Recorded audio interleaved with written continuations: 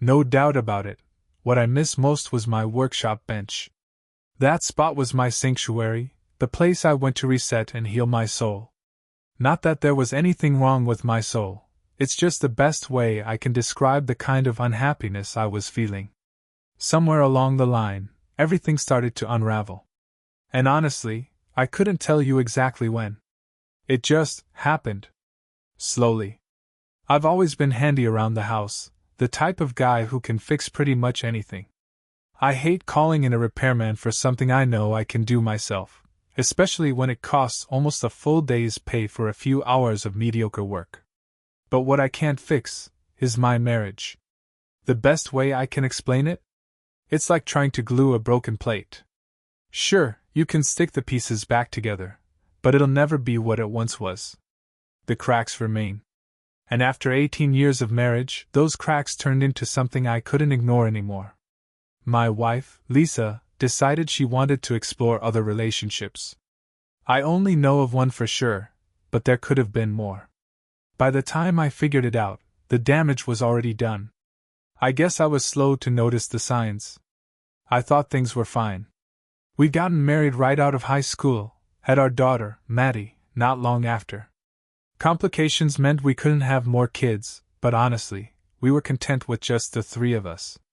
I worked as an auto body technician. It paid well enough, though it wasn't a career with any real future. I could have opened my own shop, but I never had the drive to be a business owner. As long as we were getting by, I was satisfied.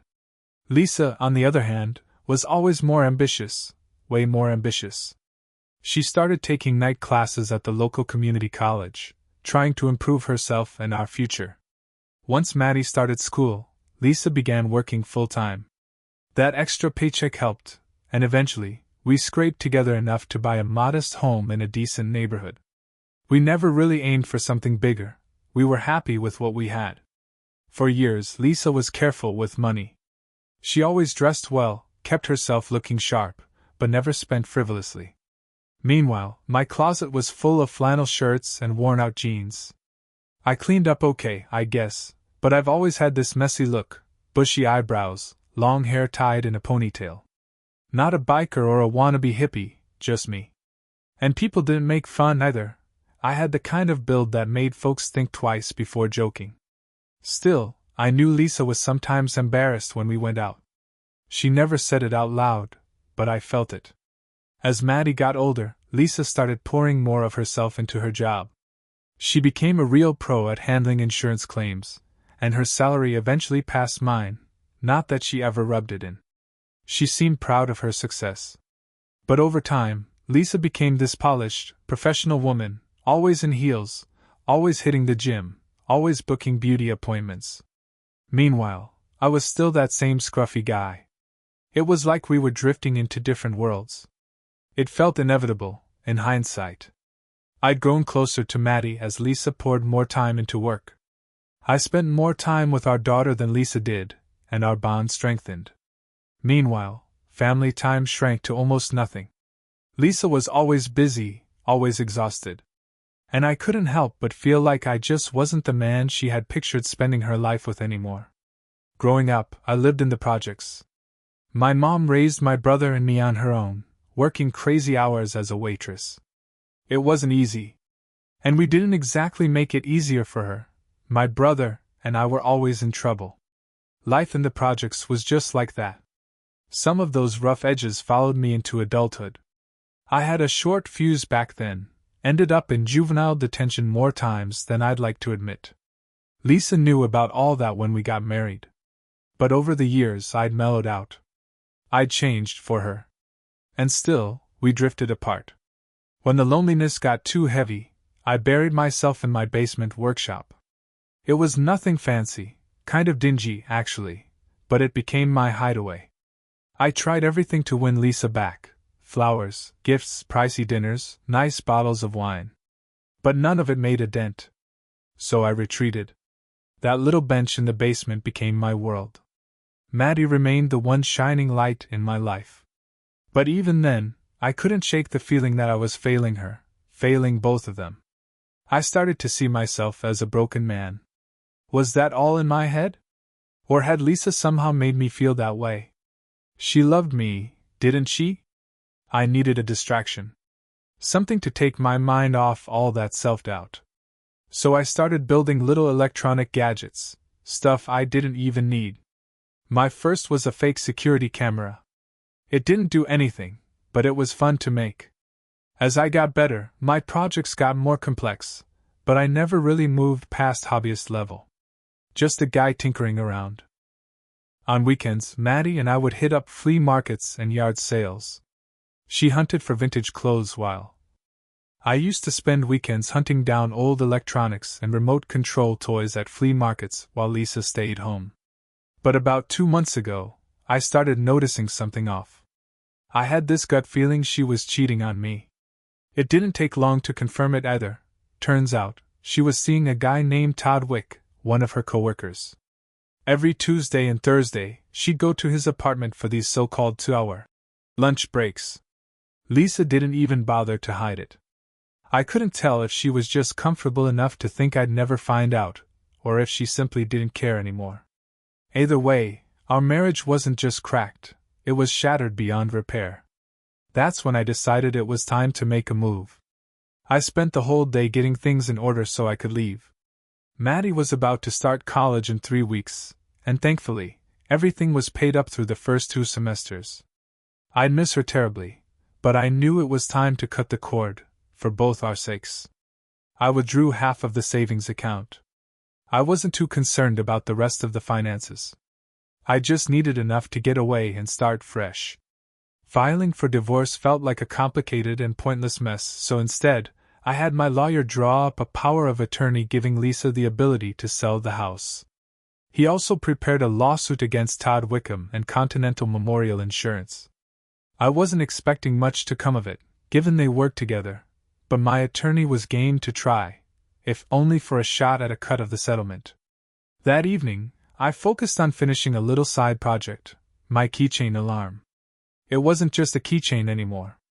I'd rigged it up with a 9-volt battery to boost the volume and make it last longer. It could now be triggered remotely, and once it started, it couldn't be turned off unless you dropped it in water. I'd tried sealing it to make it waterproof, but that muffled the sound too much, so I left it as is.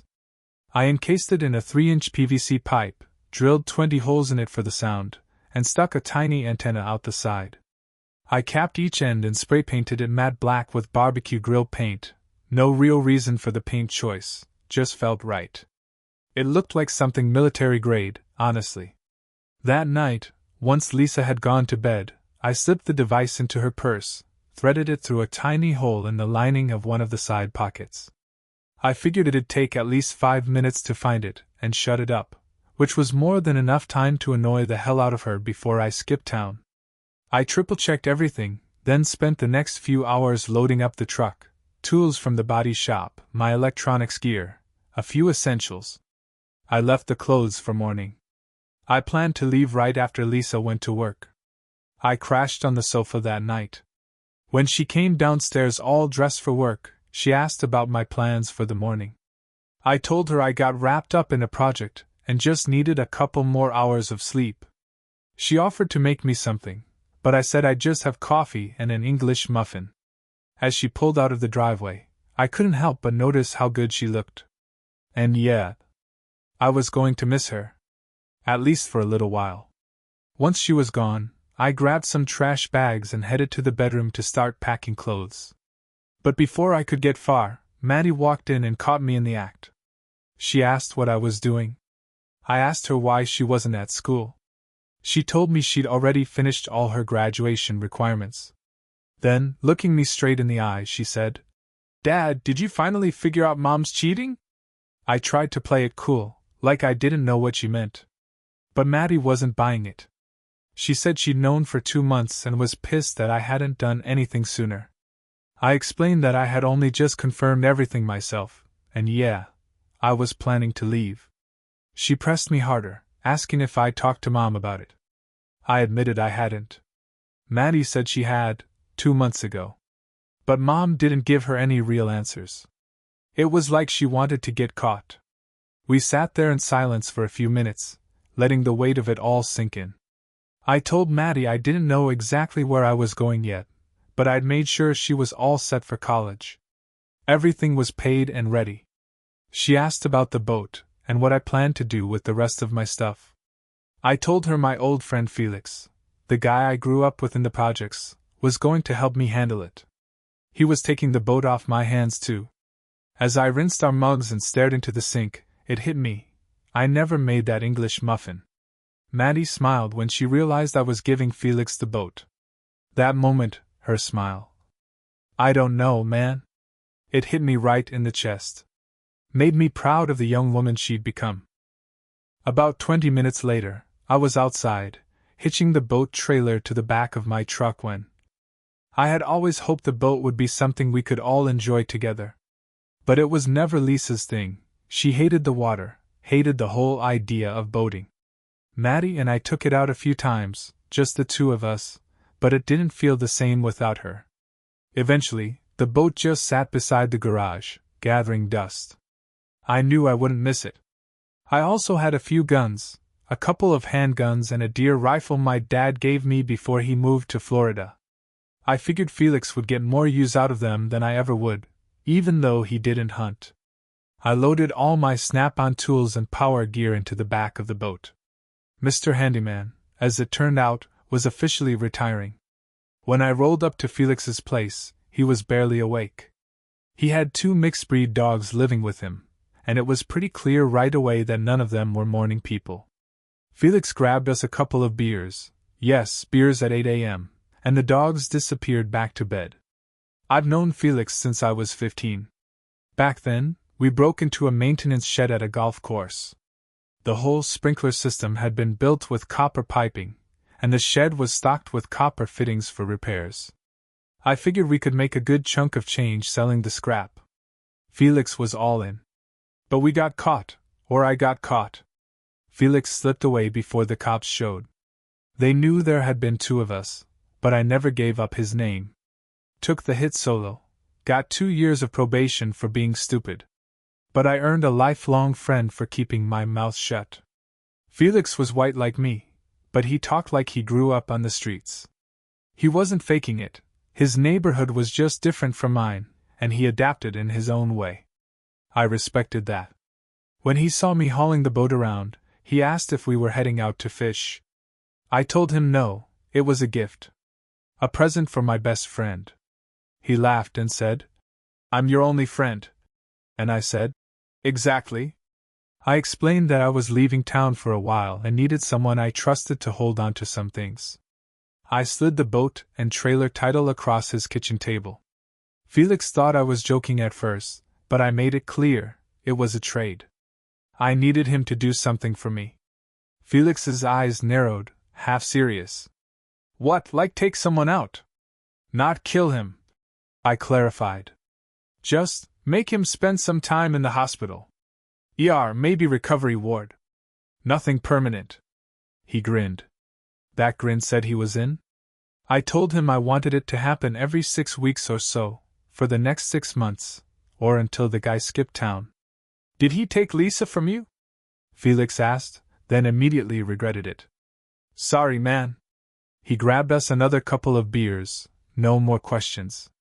I handed him a 3x5 card with Todd Wickham's name, address, and license plate on it. Told him to wait a few weeks before doing anything. Felix nodded and headed out to unload the power tools and guns, extras he hadn't expected, but definitely appreciated. I unhitched the boat while he got everything squared away. We chatted for a bit longer, then said our goodbyes. At that point, Felix was the only person I truly trusted. Just a year ago, I would have said there were 2 people on that list. Now only one remained. It was Tuesday, and right on schedule at 11 a.m., I saw Lisa and Todd leave the company building and get into his sleek Lexus. I already knew where they were headed, Todd's apartment. They didn't act like 2 people sneaking around. They looked more like a boring married couple. No affection, just routine. I gave them 15 minutes to get settled before I reached for the remote and hit the button. Nothing. Damn it. It didn't work. I hit it again, still nothing. I climbed out of my truck and walked closer to the building, pressing the remote one more time. Still no response. Frustrated, I decided to make the trip somewhat productive. I let the air out of the 2 tires on the side of the Lexus facing away from the building, figured it might at least slow them down later. And just as a last-ditch effort, I walked right up beside the building and tried again. This time it worked. The sound pierced the air, sharp and relentless. It went off for a second, paused, and then started again. Over and over. I couldn't imagine how loud it must have been inside, echoing through the apartment. I turned and walked back to my truck, grinning. Halfway down the block, I could still hear the beeping. My little invention was making quite an impression. Meanwhile, my lawyer was handling the delivery of the lawsuit paperwork to Todd and his employer. That was set for 2 p.m. I'd be long gone by then. Maddie was waiting for me when I got back home. Maddie handed me a card with her college address and her cell number, even though I already had it. She had a few last things for me to take that I'd missed, and believe it or not, she even packed me a lunch so I wouldn't have to stop until I got out of the state. She actually explained it that way, too, which made both of us crack up. We hugged, hard, and I left the power of attorney documents and my wedding ring on the kitchen table. Maddie offered to explain everything to her mom. She said it like it was no big deal, but I knew it would be. Still, I was grateful. My tools were in the bed of the truck, locked up under the tonneau cover, and the rest of my personal stuff was crammed behind the seat in the cab. As I pulled out of the driveway one last time, my phone started ringing. It was Lisa. I turned it off. Part of me was curious what she'd say, but I wasn't about to give her the satisfaction of hearing me pick up. I headed south on I-81. That was my best shot at a clean break. I didn't stop until I hit Chattanooga. Ended up at a rundown motel with a bar next door. Big mistake. I drank too much. Way too much. When I woke up the next morning, head pounding, I discovered that while I'd been passed out, someone had cleaned out the back of my truck. Every single body shop tool I owned, gone. They didn't touch anything in the cab, though. Maybe they had some sense of honor. Or maybe they just couldn't carry any more. After a hot shower, a shave, and a greasy breakfast at Waffle House, I hit the road again. I pointed the truck toward Nashville, cursing myself for being so damn careless. Without tools, I wasn't even going to try for another body shop gig. So I found a little diner, Crystal's, and grabbed a booth with the local paper. The help wanted ads were mostly commission-based sales jobs or low-wage stuff. I wasn't qualified for the desk jobs, but then I spotted a small, 3-line ad. Wanted, auto damage appraiser. Must have body shop experience. Conrad Insurance Company. I powered up my cell and called the number. A woman gave me the name of the manager, the address, and said they could see me in an hour. I deleted the 5 missed calls from Lisa, punched the address into my GPS, and hit the road. I'd never been on a real job interview before, and I sure as hell wasn't dressed for one.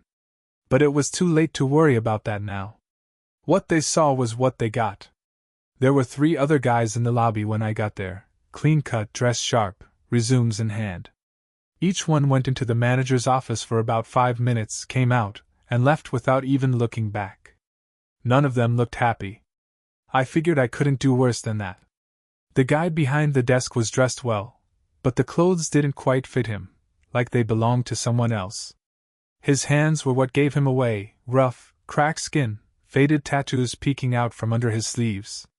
He wasn't some executive, he was a metal man wearing office clothes. He caught me smiling and gave me a half-smile back. He skimmed through the half-filled interview form I'd completed in the lobby, lots of blanks, but not because I was being difficult. I just didn't have much to put down. Hemingway. Daniel Hemingway, I told him. And no, I'm not related to the writer. He looked relieved. Good, he said. We don't need any intellectuals hanging around here. He introduced himself as Grady Burgess and asked me why I was there. I told him straight. I wasn't gonna blow smoke or feed him any nonsense. I explained how I got drunk in Chattanooga, passed out in a cheap motel, and lost all my tools when someone raided my truck. Without tools, I couldn't get back in the shop, and this seemed like the next best thing. Grady nodded like he got it. But I could tell he knew there was more to the story. So I added the part about my wife, how I found out she'd been cheating on me after 18 years of marriage. Grady didn't say much, just asked where she was now. Back in Pennsylvania, I said. He called out to someone named Marcy. A woman in her mid-40s brought in 2 steaming mugs of coffee, plain white cups, no cream, no sugar. Cancel the rest of today's appointments, Grady said loudly. We found our guy. Marcy shot him a look that could melt steel, then turned to me and gave me a quick wink before walking out. I sat there, feeling a little awkward, but Grady was grinning like he already liked me. We ended up talking for nearly 2 hours. He broke down the job, what it involved, what it paid, the benefits. There was just one catch: image. Turns out, 80% of the job was dealing directly with customers. That meant I'd have to clean up. Haircut, shave, new wardrobe, the whole 9 yards. He even said I'd need a shoe shine kit. And Marcy? She'd be the one making sure I got everything handled. I was expected to be in Atlanta by Monday morning for a full week of training. Conrad Insurance was a smaller, independent firm, but they contracted with several big-name national auto insurers. That meant everything we did had to meet strict, standardized guidelines. The company covered all my training expenses, but anything related to grooming or clothes came out of my own pocket. Marcy, on the other hand, seemed to be having a blast. It was like I became her little makeover project. I insisted on going to an old-school barbershop instead of some fancy salon, but beyond that, she called all the shots. Not only did I get a haircut, but I also walked out of there with my eyebrows trimmed, ear hair gone, and even the nose hairs pruned. Marcy told the barber I'd be coming back every 10 days for the same treatment. My work wardrobe was simple: khaki slacks and crisp white shirts. She even found a decent-looking jacket that matched the pants. I ended up with 2 pairs of black steel-toe dress shoes and a dozen pairs of black socks. Marcy also helped me find a small studio apartment, and made sure I had everything I needed to settle in. By Friday, I got my new Tennessee driver's license, and that afternoon, Marcy handed me the keys to a company car and a brand new laptop. Before she left that evening, she leaned in and kissed me on the cheek. If Grady wasn't so damn jealous, she said with a grin, I'd have to jump your bones. I appreciated the compliment, but honestly, the idea gave me the shivers. It wasn't time for that. Not yet. That night, I figured it was time to call Maddie. I told her I'd landed a field appraisal job, kind of a desk job on wheels. Told her it was the first place I applied to, and somehow I just got lucky. She asked about home, and I told her I was doing all right. Then I admitted that her mom wasn't taking things as well. That surprised her. She figured Lisa would be thrilled to see me gone. Yeah, that's what I thought, I said. But it's like she had a whole plan, and I threw a wrench in it. Maddie told me that on the day I left, Lisa spent hours just sitting at the kitchen table, staring blankly, mumbling to herself. When Maddie asked what was going on, Lisa wouldn't respond. I think she expected some kind of showdown, Maddie said. But you just up and left. We both agreed it caught her off guard. I apologized again for making things messy, and then changed the subject. Maddie said she planned to leave for school soon, maybe even get in some summer classes, depending on how things went at home. I told her I was heading to Atlanta in the morning for training and promised to call when I got back. I'm really glad things are starting to work out for you, Dad, she said. And I think Mom, she'll snap out of it. Eventually. The training in Atlanta was pretty easy. Most of it was just learning how to plug the right info into the right boxes. The only real challenge was getting past my lack of computer skills. Thankfully, a few of the younger female trainees were more than happy to help tutor me. They also seemed interested. It was hard to ignore. But I held back, kept my distance. They seemed a little disappointed by that. 2 years flew by after that. Grady was more than happy with how I performed. He was generous with raises and bonuses. I stayed in close contact with Maddie, She was thriving in school, doing well socially, and even dating. That last part made me a little uneasy, being a dad and all, but she just laughed at me and told me to chill. As for Lisa? I never heard a word from her. It wasn't like I was hiding. If she wanted to find me, she easily could have. But she didn't. She did end up selling the house and used the money to prepay Maddie's tuition, which I have to give her credit for. She still called Maddie now and then, but their relationship was never quite the same after everything went down. Maddie didn't know where Lisa had moved to, and she never asked. And Lisa never filed for divorce.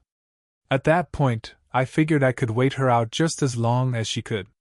My personal life was something else entirely. I never pictured myself as a guy who'd get attention from women, but apparently, the cleaned-up look and lack of a wedding ring made me a magnet. Technically, I was still married, but under the circumstances, I didn't feel like I was. Nashville had no shortage of single women looking for company. I made it clear from the start, I was married, not looking for anything serious. That honesty, surprisingly, made me more appealing. Some of them were even married themselves. I never saw the married ones more than once, and I never brought anyone back to my apartment. That was my line. As for the single ones? As long as they knew I wasn't husband material, things stayed simple. Grady ended up hiring 2 more guys to do what I did. I got to train and supervise them. There was more than enough work to go around, but I had this nagging feeling that something was up. Grady approached me one day and said we needed to talk. Now, it wasn't just the serious look on his face that got to me, it was the way he said it. Those words. We need to talk. That phrase alone can send a chill down any guy's spine. It's the same one wives use right before they drop the hammer. Grady saw my reaction and let out a laugh.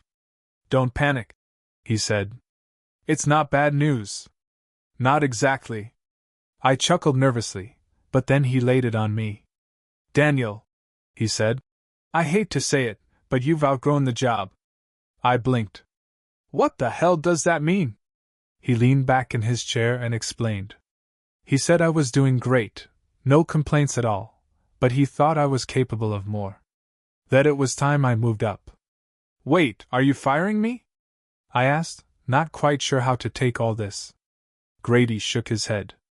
No, not at all. I'm trying to push you forward, not out the door. Just then, Marcy walked in with 2 coffees, unasked, of course. She leaned in close and whispered in my ear, loud enough for Grady to hear. He's just scared you're gonna steal me away. Don't worry. If he lets you go, I'm going with you.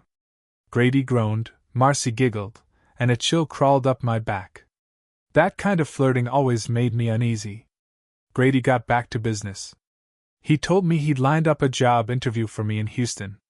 American Consolidated Claims was looking for someone to run their national appraisal division. Grady had already talked to them about me.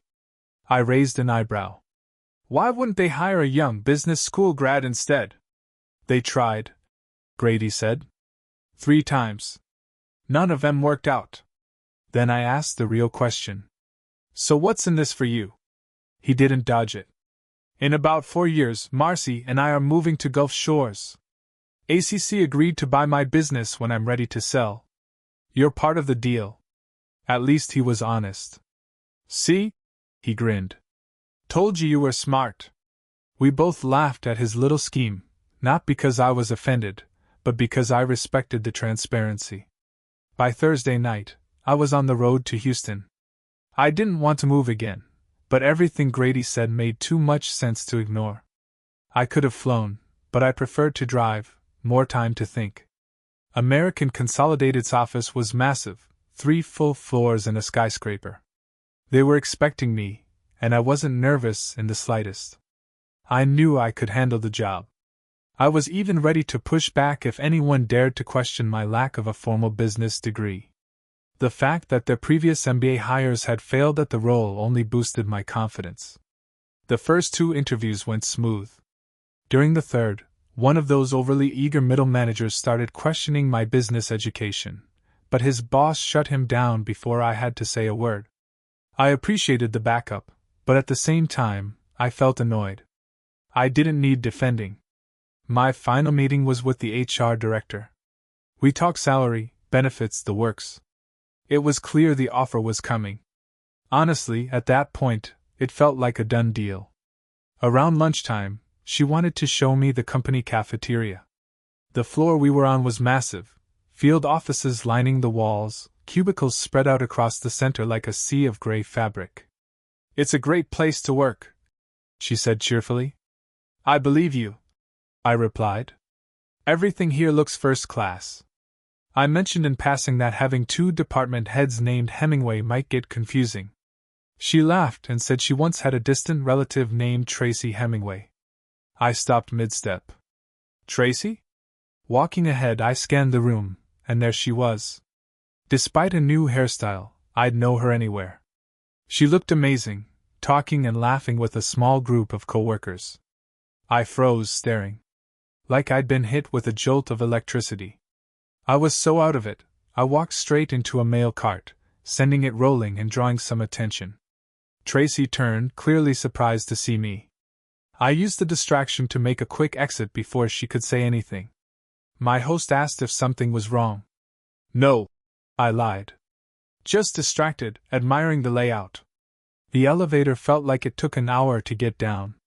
As we reached the cafeteria doors, I turned to her and said, "I really appreciate everything, but I'm going to have to decline the offer." She looked stunned, speechless. I walked out without another word. I knew it was a great opportunity. I knew I'd probably regret turning it down someday. But seeing Tracy there, being near her regularly, would have hurt more than anything that job could offer.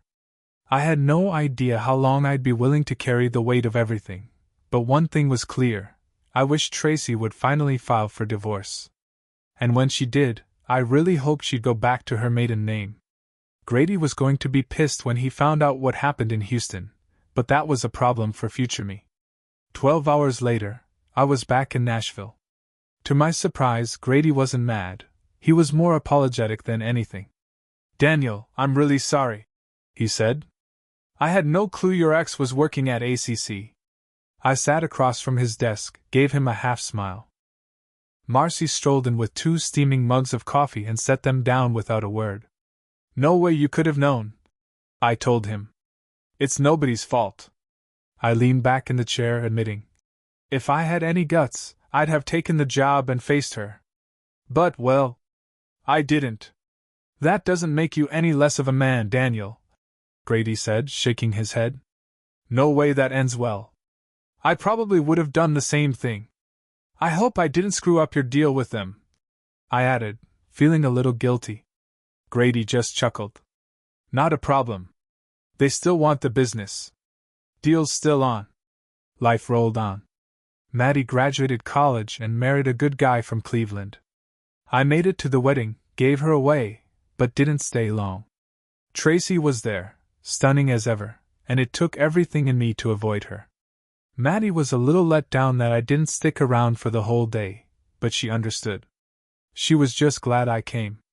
Tracy got to see her daughter walk down the aisle, and I was grateful for that, even if we never exchanged a word. With more free time on my hands, I started taking night classes.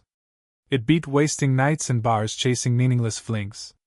Most of the other students were my age or older, and some of the women were more than happy to keep me company between classes. Grady even paid for my classes, said it was good for business. Eventually, Grady retired. Everything went according to plan. He sold the company to ACC, just like we talked about. Since I'd already told him I wasn't sticking around with them, he arranged another job interview, this time with a firm in Chicago. I wasn't thrilled about going up there, but Grady insisted the offer was incredible, especially in a tight market. When I got to Universal Amalgamated Insurance's Chicago office, they took me up to the 18th floor. That's when I saw the name on the door, EMT Peak. To my surprise, Mr. Peak, the same executive from ACC who defended me during the Houston interviews, was there. The first half hour of the interview was smooth. Then the mood shifted.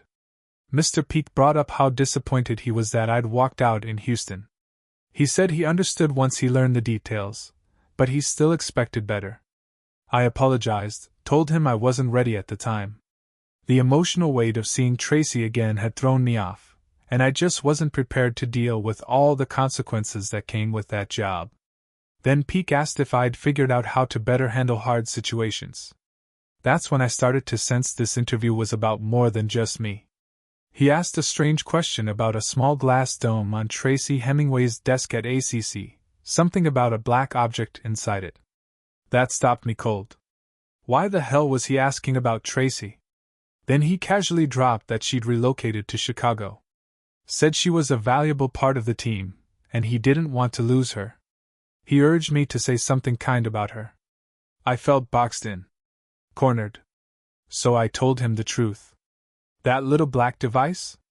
It was something I made for my wife, back when we were still together. I had no idea why she still kept it. He asked what it was, what it did. And that's when I stood up. If you want to know, you'll have to ask Tracy, I said. Peek was clearly flustered, his words rushing now. He led me straight to her office. I barely listened as he talked, my mind was spinning. Her name was on the door. Just her name. No title, no position, nothing else. We stepped inside, and there she was. Older. Still stunning. Maybe even more beautiful than I remembered. Over the years, I'd tried to bury my feelings under layers of bitterness and resentment. I told myself I hated her, that I couldn't forgive what she did. But the fact that I still thought about her all the time, that told a different story. The truth is, I never stopped loving her. I hated what happened. But the love never left. I realized I was standing there, slowly shaking my head. Trying to lie to myself. Trying to rewrite my own story. Then her voice snapped me back. Daniel? Nobody told me you were coming. What are you doing here?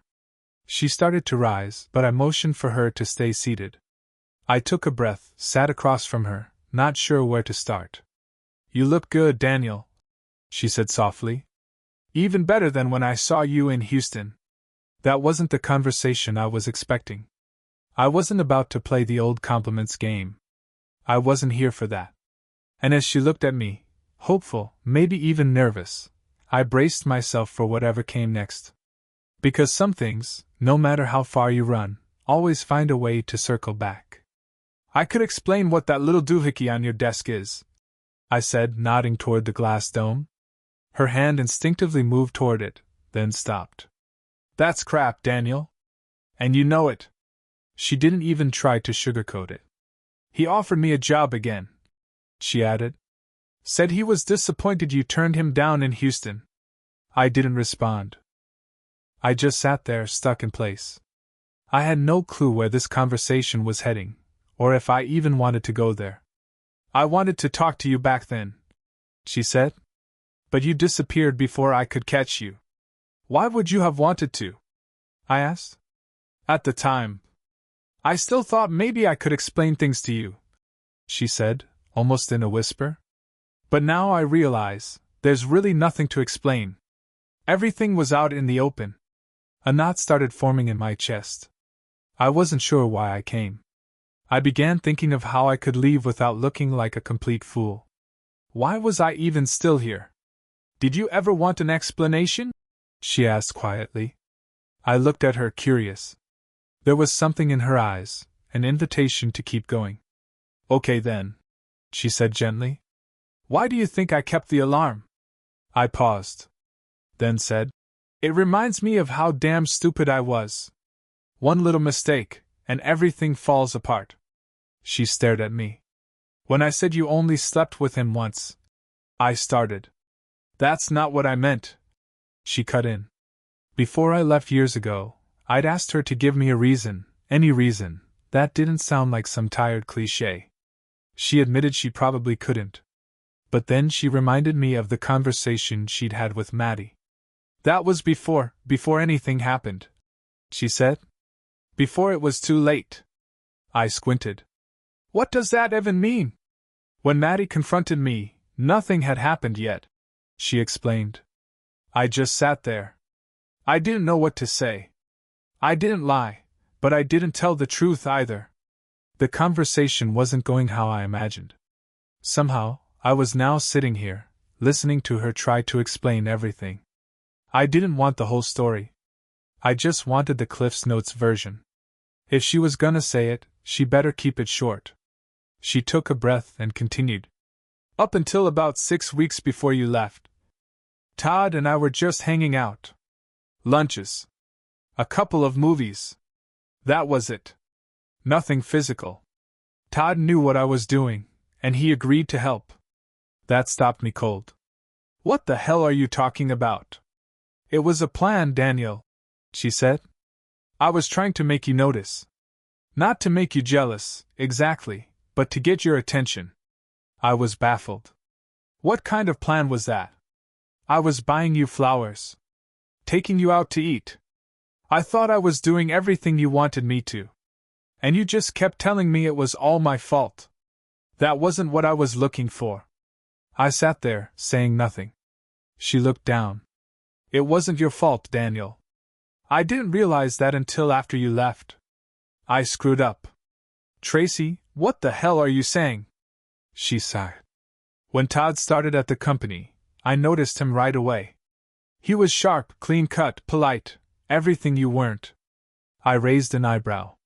So that's when you decided you wanted him? No, she said quickly. That's when I realized I wanted you to be more like him. It was always you, Daniel. Not him. I didn't want Todd, I wanted you to act and look like him. Like you do now. I took a breath. Okay, so then what? I knew it was wrong to try to change someone. In a real marriage, you're supposed to love your partner for who they are. But if you decided to change on your own, I thought it would be okay. I leaned back and nodded. Okay. That's the first thing you've said that actually makes sense. She kept going. So I started spending time with Todd, openly, hoping you'd notice. That you'd confront me. Do something. Do something like what? I asked. Get a haircut, she said. Start dressing better. Be a little more present. I wanted to shake you out of it. I didn't think you even saw me anymore. She paused. It didn't work. You never asked? But Carly noticed. She didn't know why, but she figured out what I was doing. And she called me out. And still, nothing had happened between you and Todd? I asked. No. Not then. But I was angry. Carly caught me off guard. I was embarrassed. She looked up at me. I was wrong, Daniel. I messed things up, with you and with her. I swallowed. So did you sleep with him? She nodded. Yeah. I did. It wasn't his fault. It was mine. He could have stopped it, but he didn't. Still, I made that choice. I didn't know what to say. I had no more questions. Not yet, anyway. Then she said, it was about 2 weeks after Carly confronted me. We were alone at his place. Drinking wine. God, I knew I shouldn't, but I was miserable, and that's when. At the time, I still hadn't put all the pieces together. But one thing led to another, and Tracy and Todd ended up in bed. She said it was drunken sex, not even good, but it was still sex. And that was the line. After that, they avoided each other for 2 weeks. Meanwhile, she was a wreck at home, blaming it all on me. Said I could have stopped it, if I had actually cared. That I let it happen because I didn't care about her. It was stupid logic, but I didn't stop her. I didn't fight for her. So she spiraled deeper. Talked to Todd again. A week later, they were sleeping together regularly. And not long after that, I caught them. But by then, the damage was done. She told me she regretted not realizing what she was doing sooner. Said maybe everything could have been fixed if she just figured things out in time. I got sarcastic with her. And she told me I wasn't very good at it. It was time to leave. I sat there a moment, trying to come up with something sharp to say, but nothing came. I just didn't have it in me. She brought up what I'd done to Todd. Said it was cruel. Unnecessary. I asked her how the hell that was cruel. She said Todd never did anything to deserve it. Never tried to seduce her. Never disrespected me. He didn't try to break up our marriage, just did what she asked. Sure, he made some bad choices, but he hadn't gone looking for a married woman. And now, thanks to me, he walks with a cane for the rest of his life. In what world is that fair, Daniel? I stared at her. Try walking a mile in my shoes before throwing around words like fair, I told her. That was the best comeback I could come up with. When I stood, I noticed her eyes starting to fill with tears. And as I walked out the door, I heard her sob. 8 hours later, I was back in Nashville. Grady wasn't thrilled when I told him what happened, but he didn't hold it against me. He even handed me a pretty generous severance package. I called Maddie and told her about the conversation I'd had with her mom. Suggested she reach out to her, see how she was doing. But Maddie didn't seem too interested. I didn't push. A week later, I left Tennessee behind. Bought myself a new pickup and headed out west with a decent chunk of change in the bank. I ended up in Yuba City. Merrill Coaut, an old acquaintance, had decided to sell his auto body shop and move to Hawaii with his wife.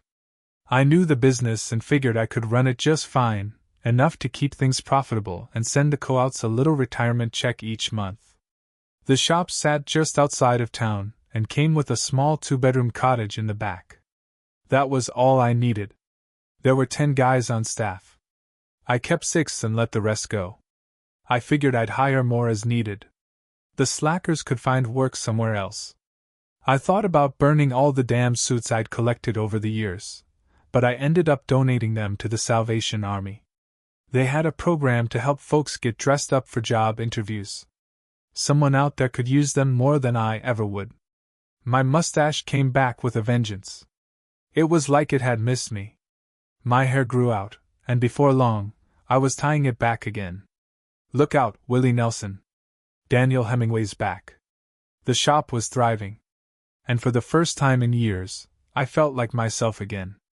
Things were going great, until the week before Christmas. That morning, when I got into work, there was a small, neatly wrapped box on my desk. I stared at it for a second, then called my foreman in. What the hell is this? No idea, boss, he said. Lady came in early this morning. Said she'd be back around lunchtime. I sat there, just staring at it. I didn't have to open it to know what was inside. I already knew. What I didn't know was what the hell I was supposed to do after I opened it.